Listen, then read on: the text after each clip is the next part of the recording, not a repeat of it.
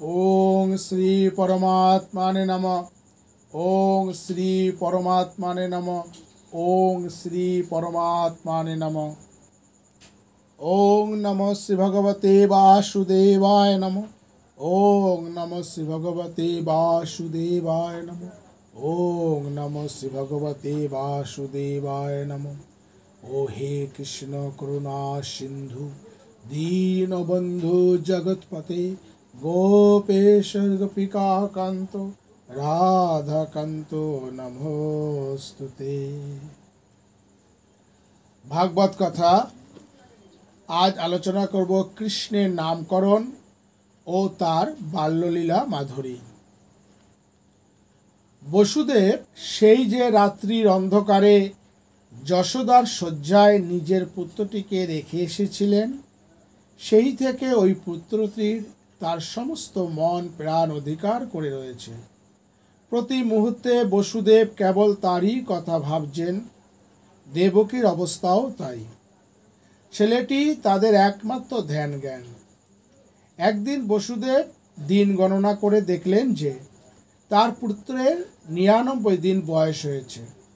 100তম দিনে পুত্রের নামকরণ করাই বিদেহ।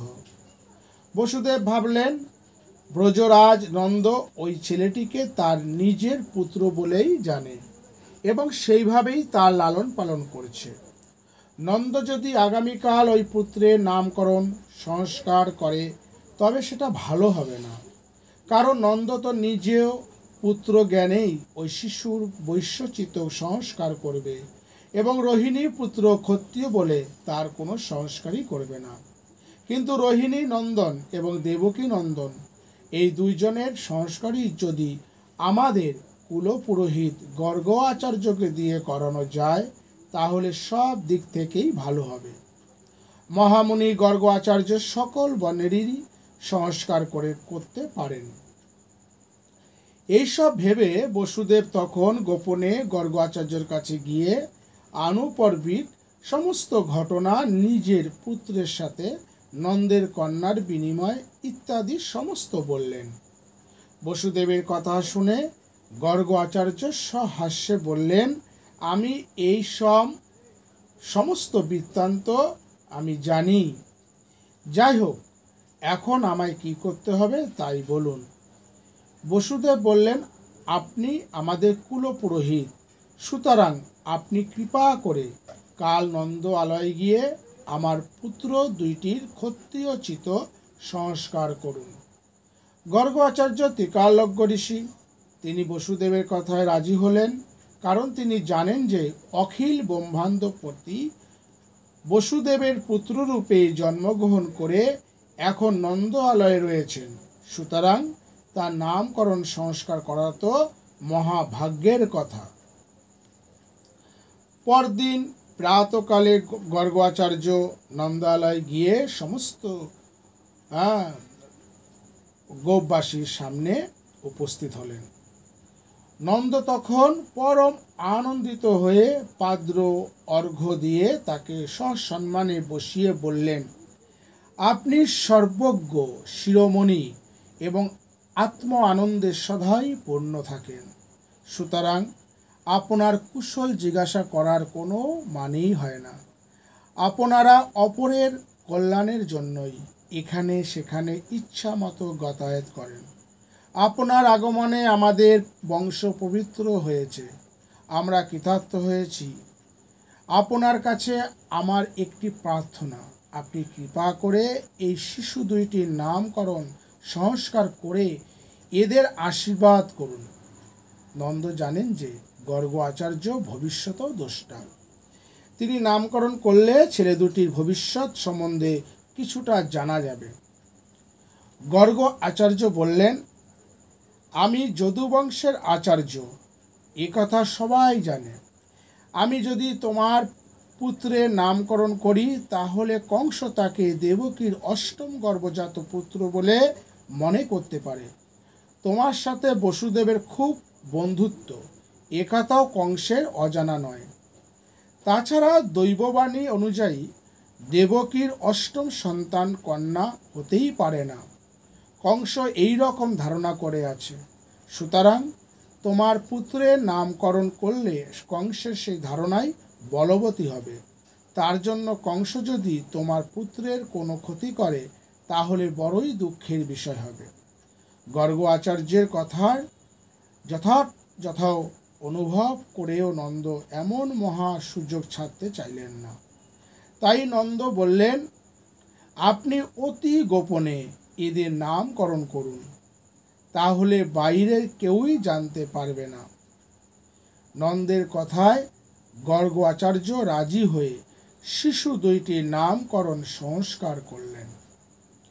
গর্গ আচার্য প্রেমবান ভক্ত বটে, কিন্তু নন্দ যশোদার মতো প্রেমী অন্ধ নন। তিনি নন্দনের সকল কথা এবং তত্ত্বই জানেন। তিনি দেখে অবাক হলেন যে ভগবানকে পুত্ররূপে পেয়েও নন্দ যশোদা তাকে অতি সাধারণ শিশুর মতোই বাৎসল্যভাবে লালন পালন করছেন, এবং ভগবানও এই শুদ্ধ বাৎসল্য রস পরম আনন্দে আস্বাদন করছেন। গর্গ আচার্য ভাবলেন, নন্দ যশোদার যে শুদ্ধ বাৎসল্য ভাব দেখছি, যার জন্য ভগবানও এদের বশীভূত হয়েছেন, সেই বাৎসল্য ভাবে কোনো রকম আঘাত করা চলবে না। অর্থাৎ এ কথা বলা চলবে না যে তোমাদের পুত্রই স্বয়ং ভগবান। নন্দ যশোদা যদি গর্গ আচার্যের কথায় বোঝে যে তাদের পুত্রই স্বয়ং ভগবান, তাহলে তাদের শুদ্ধ বাৎসল্যভাবে বিষম আঘাত লাগবে, এবং ভগবানও শুদ্ধ বাৎসল্য রস আস্বাদনে বঞ্চিত হবেন। তাহলে যে কৃষ্ণের ব্রজে আসার উদ্দেশ্যই ব্যর্থ হয়ে যাবে। টিকালজ্ঞ মহামুনি গর্গ আচার্য এমন কাজ করতেই পারেন না। সুতরাং গর্গ আচার্য ঠিক করলেন, শিশু দুইটির নামকরণের সাথে তাদের ভবিষ্যৎ এমনভাবে বলবেন যাতে নন্দ যশোদার বাৎসল্যভাবে কোনো রকম আঘাত লাগবে না। রোহিণী ও যশোদা নিজ নিজ পুত্রকে কোলে নিয়ে বসলেন। নন্দ গর্গ আচার্যের কাছেই রইলেন। রোহিণী পুত্র বড় বলে গর্গ আচার্য প্রথমে তার সম্বন্ধে বললেন, এই রোহিণী পুত্র সদ্গুণের দ্বারা বন্ধুদের রমণয় আনন্দ বিধান করবে, তাই সে রাম নামে খ্যাত হবে। এ অত্যন্ত বলবান বলে লোকে একে বল নামে অভিহিত করবে। এই শিশু বসুদেব প্রভৃতি যাদবদের সাথে তোমাদের একইভাবে দেখবে, সেই জন্য এ সংকর্ষণ নামেও খ্যাত হবে।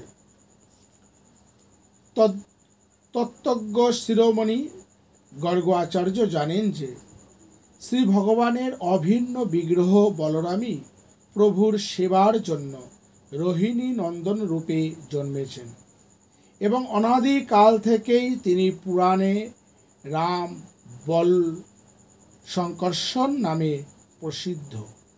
কিন্তু নন্দ যশোদা ও রোহিণী বুঝলেন যে এই পুত্রের ভাগ্য সুপ্রসন্ন, তাই সে বহু সদ্গুণের অধিকারী হবে।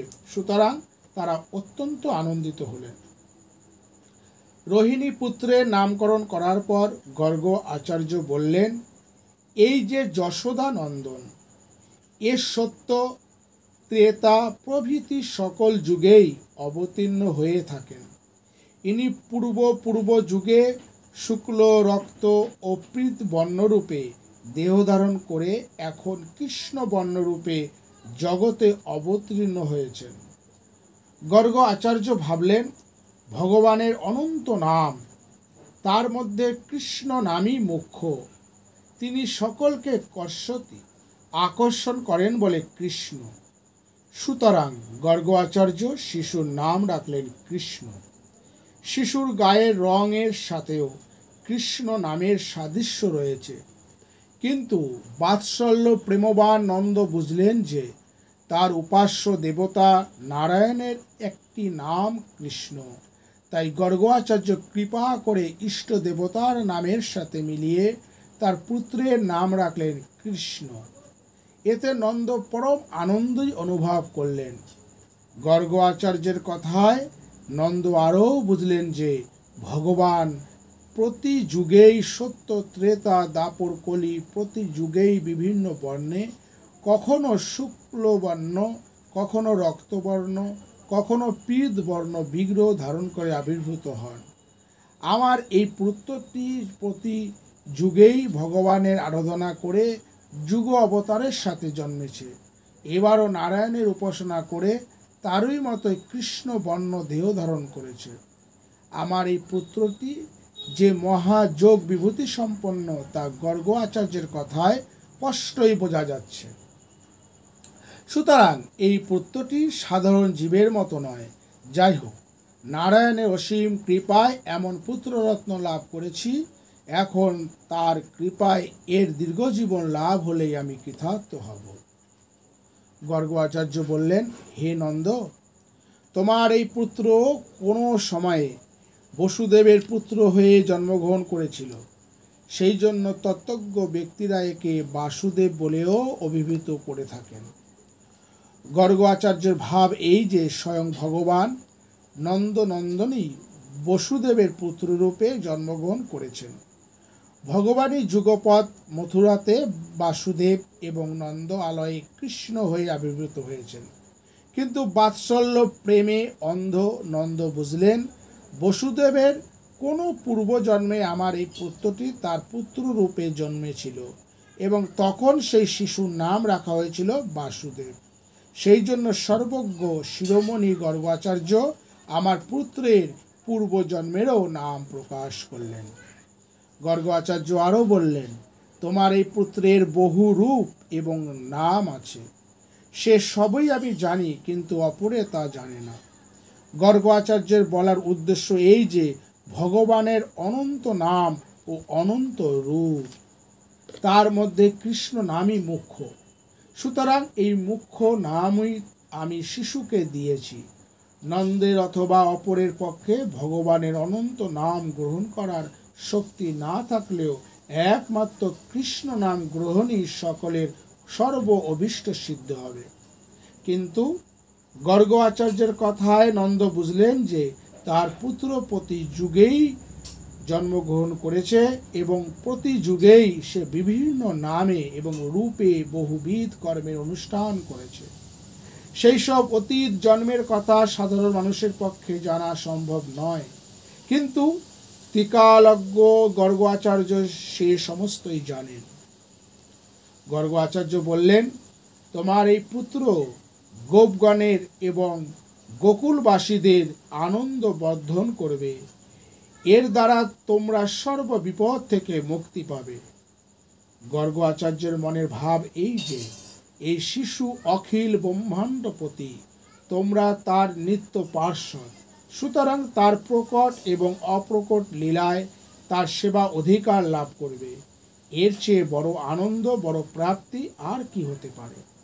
কিন্তু বাৎসল্যভাবে অন্ধ নন্দ বুঝলেন আমার এই পুত্রটি কোনো যোগসিদ্ধ মহাপুরুষ, সুতরাং এর দ্বারা গোকুলবাসীদের সকল অভীষ্ট পূরণ হবে, তাদের মঙ্গল হবে। গর্গ আচার্য বললেন, হে ব্রজপতি, পুরাকালে সাধু ব্যক্তিরা দস্যু কর্তৃক পীড়িত হলে তোমার এই পুত্রই তাদের রক্ষা করেছিল। সাধু ব্যক্তিরা তোমার পুত্রের বলে বলিয়ান হয়ে অসুরদের নির্জিত করেছিল। গর্গ আচার্যের বলার উদ্দেশ্য এই যে পুরাকালে হিরণ্যকশিপু, বলি, রাবণ প্রভৃতি অসুরেরা স্বর্গরাজ্য অধিকার করলে শ্রী ভগবানই নৃসিংহ, বামন, রাম প্রভৃতি রূপে অসুরদের পরাজিত করে দেবতাদের রক্ষা করেছিলেন। কিন্তু গর্গ আচার্যের কথায় নন্দ বুঝলেন আমার এই পুত্র পূর্ব জন্মে মহাশক্তিশালী ছিল এবং বারবার সাধুদের নানা বিপদ থেকে রক্ষা করেছিল। গর্গ আচার্য তার সর্ব অভিজ্ঞতা শক্তির প্রভাবে সেই সব পুরাণ কথা বলছেন। গর্গ আচার্য আরও বললেন, গোবিন্দ চরণাশ্রিত ব্যক্তিদের যেমন অসুরেরা পরাভূত করতে পারে না, সেই রকম তোমার এই পুত্রকে যারা ভালোবাসবে তাদেরও কোনো শত্রু পরাভূত করতে পারবে না। এই শ্লোকে গর্গাচার্য ভাব এই ছিল যে তার চরণাশ্রয় লাভ করলে সাধারণ জীব পর্যন্ত মহা সৌভাগ্যশালী হয়। সেই শিব বিরিঞ্চি বন্দিত নন্দনকে মহা সৌভাগ্যবান বললে তার স্বরূপের কোনো পরিচয়ই দেওয়া হয় না। সুতরাং মহাভাগ শব্দে গর্গাচার্য নন্দনন্দনের পরিপূর্ণ শৈর ঐশ্বর্যই পরিচয় দিলেন। কিন্তু গোপরাজ নন্দ এই শ্লোকে বুঝলেন যে তার পুত্রটি মহা সৌভাগ্যবান। গর্গাচার্য আরও বললেন, তোমার এই পুত্রের গুণের কথা আর কি বলবো। তোমার এই পুত্র সম্পদ, সদ্গুণ, কীর্তি এবং প্রভাবে নারায়ণের তুল্য। অতএব সাবধানে এর পালন পোষণ করো।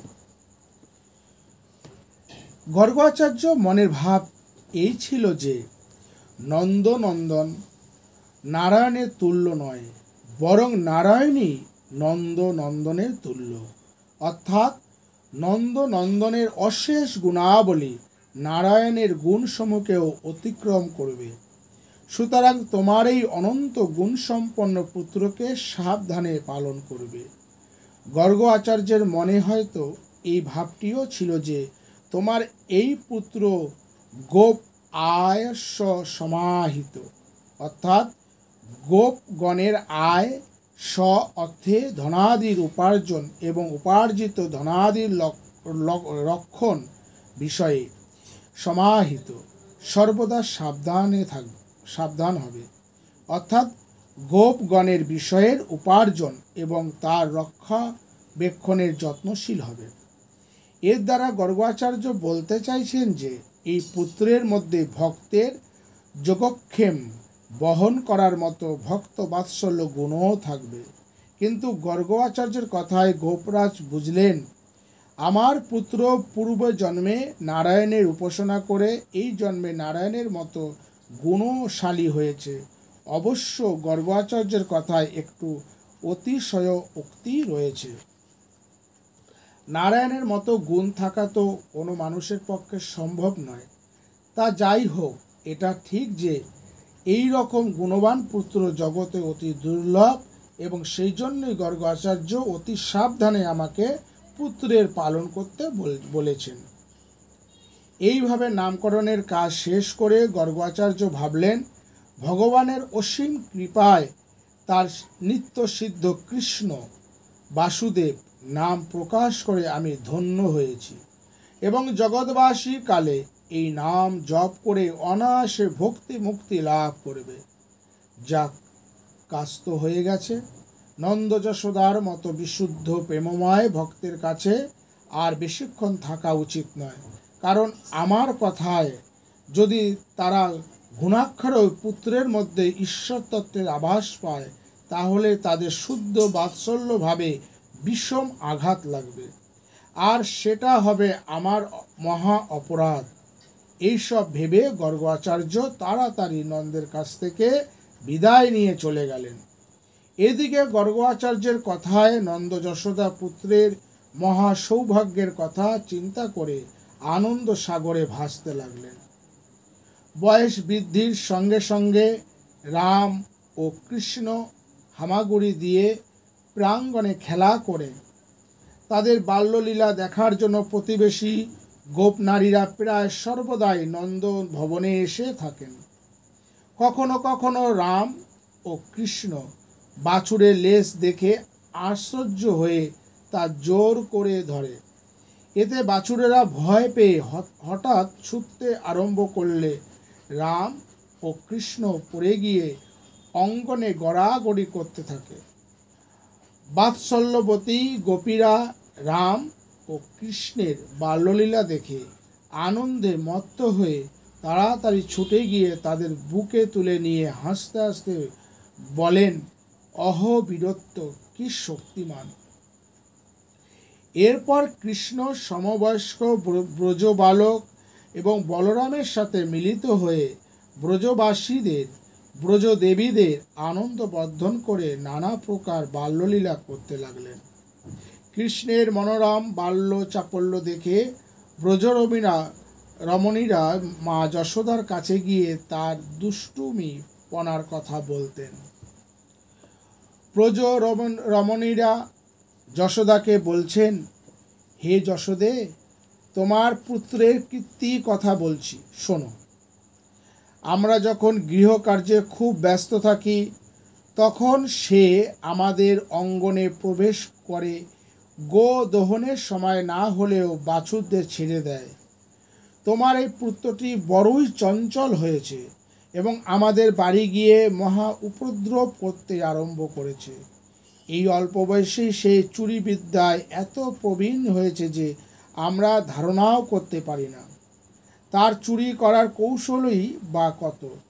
সে ক্ষীর ননি চুরি করার জন্য আমাদের বাড়ি ঢুকেই আমরা কে কোথায় আছি সব এক নজরে দেখে নেয়। যদি দেখে আমরা ঘরেই রয়েছি তখন সে নিঃশব্দে গোশালায় গিয়ে বাছুরদের খুলে দেয়। বাছুরা তখন বাইরে এসে এদিক ওদিক ছোটাছুটি করতে আরম্ভ করে। আমরা তখন বাধ্য হয়ে বাছুরদের বাঁধবার জন্য বাইরে আসি, আর সেই সুযোগে সে ঘরে ঢুকে ক্ষীর ননি যা তাকে সব চুরি করে নিয়ে যায়। যশোদা বললেন, আমার কৃষ্ণ তোমাদের ঘরে গিয়ে উৎপাত করে, তা তোমরা তাকে একটু শাসন করলেই তো পারো, তাহলে সে আর ওই রকম করবে না। গোপীরা হেসে বললেন, তাকে শাসন করব কি? সে কি আমাদের ভয় করে? আমরা একটু তর্জন গর্জন করলে সে দূর থেকে দাঁড়িয়ে হাসে, আর তার ওই চাঁদ মুখের হাসি দেখে আমরা একেবারে আনন্দের আত্মহারা হয়ে যাই, আর কিছু তাকে বলতে পারি না। যশোদা বললেন, আমার কৃষ্ণ সমবয়সীদের সাথে ঘুরে ঘুরে ক্লান্ত ও ক্ষুধিত হয়ে তোমাদের ঘরে যায়। তখন যদি তোমরা তাকে একটু খেতে দাও তবে তো আর সে চুরি করবে না।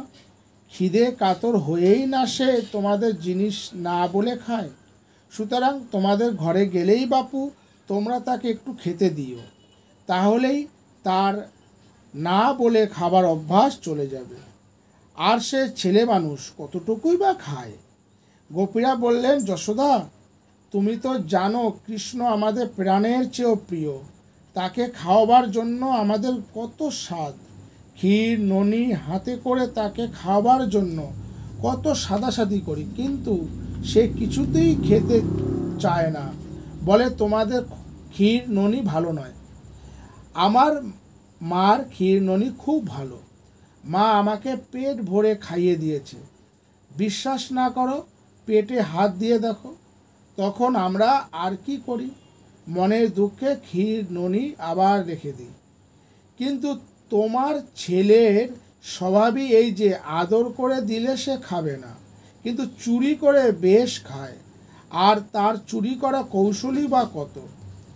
তোমার ছেলে দুধ, দই প্রভৃতি চুরি করে নিজের খাবার আগে বানরদের ভাগ করে খাওয়ায়। তারা যদি না খায় তবে দধি দুগ্ধের ভাণ্ডগুলি ভেঙে ফেলে, আর যদি সে ঘরে খাবার খুঁজে না পায় তবে রাগ করে শিশুদের কাঁদিয়ে পালিয়ে যায়।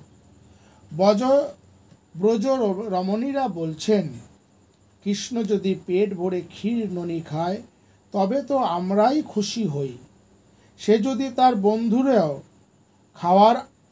খাওয়ায় তাতেও আমাদের আপত্তি নেই, কিন্তু বলো দেখি, সে প্রথমেই বানরদের খাওয়াবে। বানরেরা যেন তার কত পরিচিত, তারাও তাকে দেখে আনন্দে অধীর হয়ে নাচতে থাকে। বানরদের পেট ভরে খাওয়াবার পর তারা যখন আর খেতে চায় না, তখন তোমার গুণধর পুত্র রেগে গিয়ে দধি ভাণ্ড ভেঙে ফেলে, বলে তোদের জন্য চুরি করলাম আর তোরা খাবি না। তোমার পুত্রের কথা শুনে ও মুখভঙ্গি দেখে বানরেরা এক দৃষ্টে তার মুখের দিকে চেয়ে থাকে। যশোদা বললেন, তোমরা যদি ক্ষীর ননি ইত্যাদি একটি ঘরে লুকিয়ে রাখো তবে তো আর সে চুরি করতে কিংবা বানরদের খাওয়াতে পারে না।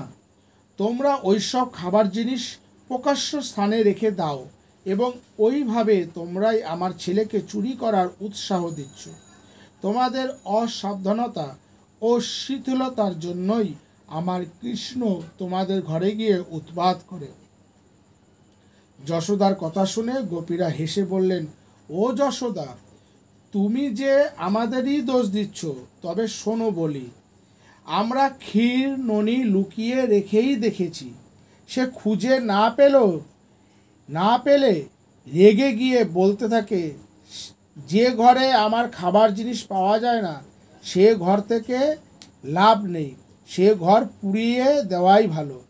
এইভাবে আমাদের শাসিয়ে চলে যাবার আগে নির্দিত শিশুদের খামচি মেরে তাদের কাঁদিয়ে চলে যায়। গোপ রমণীরা যশোদাকে বলছেন, আমরা যখন গৃহকর্মে অত্যন্ত ব্যস্ত থাকি তখন তোমার পুত্র উচ্চ স্থানে সুরক্ষিত দধি দুগ্ধ পারবার জন্য পিঁড়ি, উৎখল প্রভৃতির সাহায্য নেয়। এছাড়া শিকার উপর কোনো পাত্রে কি আছে সেসব জানতে পারে। শিকার ওপর রক্ষিত দধি ক্ষীর পাবার জন্য সে ওই সব পাত্র ফুটো করে দেয়। যশোদা বললেন, ক্ষীর ননি খুঁজে না পেলে আমার পুত্র তোমাদের গৃহে গিয়ে নানা উপদ্রব করে। তা তোমরা ওই সব জিনিস একটু উঁচু স্থানে শিকায় ঝুলিয়ে রাখলেই তো পারো। গোপীরা বললেন, তোমার ছেলের হাত থেকে ক্ষীর ননি রক্ষা করার জন্য আমরা কতই না উপায় করেছি, কিন্তু তোমার ছেলের কাছে আমরা হেরে গেছি, কিছুতেই তাকে এড়ানো যায় না। আমরা শিকার উপর ক্ষীর ননির ভাণ্ড ঝুলিয়ে রেখে দেখেছি। তোমার পুত্র তখন পিঁড়ির উপর পিঁড়ি সাজিয়ে তার ওপর উঠে অথবা উৎখলের ওপর উঠে ওই সব জিনিস নিচে নামিয়ে আনে। এই রকম ভাবেও যদি হাতে লাগা না পায় তবে সে অপর বালকের কাঁধে উঠে অথবা অপর বালককে তার কাঁধে উঠিয়ে ক্ষীর ননি প্রভৃতি পেরে আনে। তাতেও যদি সে হাতের নাগাল না পায় তবে পাথর ছুঁড়ে হাঁড়ির তলা ফুটো করে দেয় এবং মুখ দিয়ে হা করে নিচে দাঁড়িয়ে সেই গলিত ক্ষীরধারা পান করে। আর একটা কথা, তোমার পুত্র কোনো দিনই শূন্য পাত্রে হাত দেয় না, বাইরে থেকে সে বুঝতে পারে কোন পাত্রে কি আছে। যশোদা বললেন, তোমরা ক্ষীর ননি শিকায় ঝুলিয়ে রাখো ঠিক, কিন্তু ওই ঘরটির যদি দরজা জানলা বন্ধ করে অন্ধকার করে রাখো তবে তো কৃষ্ণ আর ওইসব জিনিসের খোঁজ পায় না। আর খোঁজই যদি না পায় তবে চুরি করবে কেমন করে? যশোদার কথা শুনে গোপীরা বললেন, ও হরি, তোমার পুত্র যে ঘরে যায় সে ঘর কি আর অন্ধকার থাকতে পারে? তার অঙ্গ ছটায় অন্ধকার ঘরও আলোকিত হয়ে ওঠে। তার উপর তুমি আবার ওর গায়ে নানা প্রকার মণি মাণিক্যের অলঙ্কার পরিয়ে দাও। তোমার পুত্রের অঙ্গ ছটায় ওইসব রত্ন অলঙ্কার আরও সমুজ্জ্বল হয়ে ওঠে এবং অন্ধকার ঘরে প্রদীপের কাজ করে। ওই আলোতে ঘরের কোথায় কি আছে সে তা সহজে দেখতে পায়। সুতরাং তোমার পুত্রের হাত থেকে আমাদের ক্ষীর ননি রক্ষা করার কোনোই উপায় নেই। যশোদা, একটা কথা বলি, জিজ্ঞাসা করি, তোমার পুত্রের গায়ে এত সব রত্ন অলঙ্কার তুমি পরাও কেন?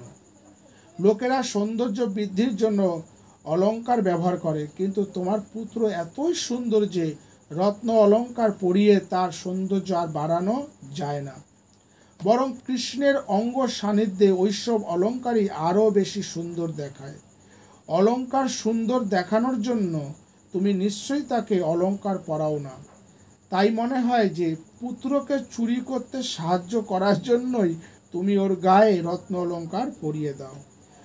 অলঙ্কার পরাবার আর একটা কারণও থাকতে পারে। তুমি হয়তো বলতে চাইছো, যার এত রত্ন অলঙ্কার সে কখনো চুরি করতে পারে? তোমার পুত্রের কীর্তি আরও বলি শোনো। হে যশোদে, তোমার এই পুত্রটি চুরি বিদ্যায় সিদ্ধ হয়েছে এবং নানা উৎপাত করে। শুধু কি এই, কখনো কখনো সে রাগ করে আমাদের ঘরে মলমূত্র ত্যাগ করে চলে যায়।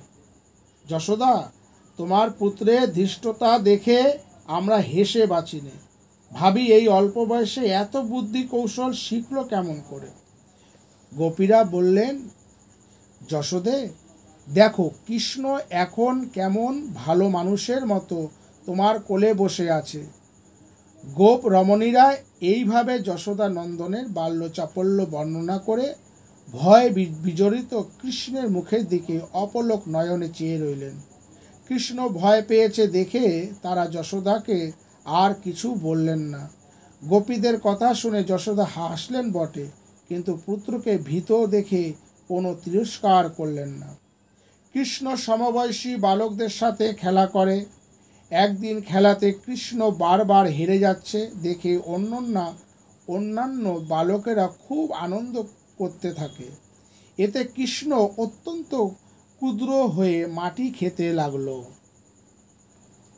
তখন বালকেরা ছুটে গিয়ে মা যশোদাকে বললেন, কৃষ্ণ মাটি খেয়েছে। যশোদা তখনই হাতের সব কাজ ফেলে দুষ্টু বালকের কাছে এসে বললেন, তুই মাটি খেয়েছিস কেন? কৃষ্ণ সোজা বলে দিল, না মা, আমি মাটি খাইনি। এরা সবাই মিথ্যাবাদী। আমার কথা যদি বিশ্বাস না করো তবে আমার মুখ দেখো। যশোদা বললেন, ঠিক আছে, তুই হা কর। যশোদা তখন কৃষ্ণের মুখের মধ্যে তাকিয়ে সেখানে সমস্ত বিশ্ব চরাচর, চন্দ্র, সূর্য, নক্ষত্র, ভূলোক, দুলোক প্রভৃতি দেখতে পেলেন। এত অতি অদ্ভুত দৃশ্য দেখে যশোদা শঙ্কিত হয়ে ভাবলেন, এ আমি কি দেখছি? এ কি স্বপ্ন, অথবা কোনো দেবমায়া, অথবা আমারই বুদ্ধিভ্রম? গর্গ আচার্য তো বলেছিলেন যে কৃষ্ণ পূর্ব জন্মে সিদ্ধ মহাপুরুষ ছিল। এ কি কৃষ্ণেরই কোনো সিদ্ধ অথবা ঐশ্বর্যের প্রকাশ?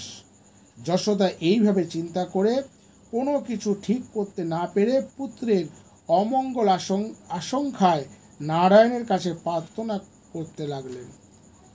যশোদা প্রার্থনা করছেন, চিত্ত, মন, কর্ম ও বাক্যের দ্বারা যা তথ্য কিছুই জানা যায় না, এবং এই বিশ্ব যার অধিষ্ঠান, যার শক্তিতে বিশ্বের সব কিছুই অনায়াসে জানা যায়, আমি সেই অচিন্ত মহাশক্তির আশ্রয়ে নারায়ণের শরণ নিলাম। আমি যশোদা, নন্দ আমার পতি, কৃষ্ণ আমার পুত্র, আমি গোপরাজের স্ত্রী এবং তার ধন সম্পত্তির অধিকারিণী, এবং গোধনাদিসহ ব্রজবাসী গোপ এবং গোপিকারা সকলেই আমার প্রজা। এই রকম আমি আমার রূপ ভ্রান্ত বুদ্ধি যার মায়ার দ্বারা সংঘটিত হয়, সেই নারায়ণই আমার একমাত্র গতি। যশোদা ভাবছেন, আমার এই তো মায়া, আমি গোপরাজের স্ত্রী, কৃষ্ণ আমার পুত্র, এইসব অভিমান সূচক বিষয়ের চিন্তায় আমি নারায়ণকে ভুলে কষ্ট পাচ্ছি। আমার পুত্র কৃষ্ণের অমঙ্গল আশঙ্কায় সদাই উৎকণ্ঠিত হয়ে রয়েছি। ফলে আমার ইষ্ট দেবতা নারায়ণের কথা প্রায় ভুলেই গেছি। তাই তো আমার এত কষ্ট। স্বরূপের জ্ঞান হলে তো আর এত এই কষ্ট থাকবে না। এইভাবে চিন্তা করে যশোদা প্রার্থনা করছেন, হে নারায়ণ, আমার এই মমতার বন্ধন তুমি ছিন্ন করে দাও। আমি যেন দেহ, গেহ, পতি, পুত্রাদিতে মমতা শূন্য হয়ে তোমার পদাশ্রয় লাভ করতে পারি। যশোদা চাইলেন স্বরূপের জ্ঞান। এই স্বরূপের জ্ঞান হলে তার সংসার মমতা, আমার ভাব দূর হবে বটে, কিন্তু ভগবানের আর বাৎসল্য লীলারসে আস্বাদন করা চলবে না। তাই কৃষ্ণ জননীর এই রকম বৈরাগ্য দেখে বৈষ্ণবী মায়া তার বাৎসল্য সেনরূপী মায়া যশোদার ওপর বিস্তার করলেন। ভগবানের বৈষ্ণবী শক্তি তার বাৎসল্য সেনরূপী মায়া বিস্তার করলে যশোদা তখনই তার প্রার্থনার কথা ভুলে গিয়ে আগের মতোই স্নেহপূর্ণ হৃদয়ে পুত্রকে কোলে তুলে নিলেন। যশোদা পুত্ররূপী কৃষ্ণের সম্বন্ধে মায়া বলে মনে করে ওই মায়ার বন্ধন থেকে মুক্ত হতে চাইলেন। কারণ মায়ায় আবদ্ধ হলে ভগবানকে পাওয়া যায় না, কিন্তু ভগবানেরই বৈষ্ণবী শক্তি বাৎসল্য মায়া বিস্তার করে যশোদাকে আরও ভালোভাবে বেঁধে ফেললেন। প্রশ্ন হতে পারে, কৃষ্ণের প্রতি যশোদার এই বাৎসল্য স্নেহ কি অজ্ঞান থেকে উদ্ভূত? ভগবানের সাথে সম্বন্ধযুক্ত কোনো কিছুই অজ্ঞান সম্ভূত হতে পারে না। ভগবান হচ্ছেন জ্ঞানের প্রতিমূর্তি, সুতরাং জ্ঞান এবং অজ্ঞান একই সঙ্গে থাকতেই পারে না। জ্ঞানীরা জ্ঞানযোগে সিদ্ধ হয়ে যাকে বাক্য মনের অতীত বলে দূরে সরিয়ে রাখে, মা যশোদা তাকেই বাঁ হাতে ধরে ভৎসনা করে বললেন, কেন তুই মাটি খেয়েছিস? সুতরাং যশোদার বাৎসল্য ভাব সর্বশাস্ত্রের ধারণার অতীত। ভগবান সকলের নিয়ন্তা হলেও মা যশোদার অধীন। তিনি জন্মরহিত হয়েও যশোদার পুত্র। তিনি সর্বব্যাপী হয়েও মা যশোদার কোলে আসীন। তিনি সর্ব ঈশ্বর হয়েও মা যশোদার শাসন অধীন। ভক্তের এই বাৎসল্য প্রেম এবং ভগবানের এই প্রেমা অধীনতা, এই রহস্য বোঝার সামর্থ্য কার আছে? একজন গোপী যিনি শুদ্ধ বাৎসল্যভাবে সুপ্রতিষ্ঠিত হয়েও বেদান্ত প্রতিপাদ্য যে সচ্চিদানন্দ ব্রহ্ম তার বিষয়ে জ্ঞান লাভ করেছেন, তিনি একদিন তারই সমভাবা এবং সমবয়স্কা গোপীদের ডেকে বলছেন, হে আমার সখীরা, একটা বড় মজার কথা শোন। আমি দেখে এলাম নন্দের অঙ্গনে ধূলি ধূসরিত হয়ে বেদান্তের প্রতিপাদ্য যে নির্গুণ নিরাকার সচ্চিদানন্দ স্বরূপ ব্রহ্ম, সেই তিনিই নৃত্য করছেন। এর থেকে কৌতুক আর কি হতে পারে? কে এই কৌতুক বুঝবে? তাই শ্রী ভগবানের শরণাগতি একমাত্র উপায়। হরি ওম তৎসৎ, হরি ওম তৎসৎ, হরি ওম তৎসৎ। আজ ভাগবত কথা কৃষ্ণের নামকরণ ও তার বাল্যলীলা মাধুরী এখানেই সমাপ্ত করলাম। ভাগবতকে বিশ্রাম দিলাম। আগামী ভিডিওতে আপনারা শুনতে পাবেন দাম বন্ধন লীলা। ভালো থাকবেন। হরে কৃষ্ণ কৃষ্ণ কৃষ্ণ হরে হরে, হরে রাম রাম রাম হরে হরে।